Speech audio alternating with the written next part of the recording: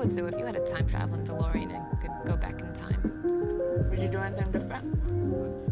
I don't know. I guess I'd be too afraid to change something, because it could mess with the timeline that led to tonight.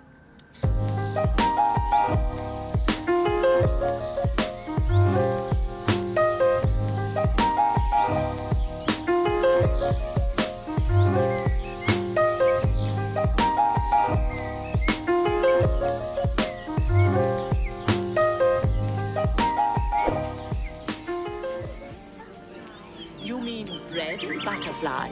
Oh, yes, of course.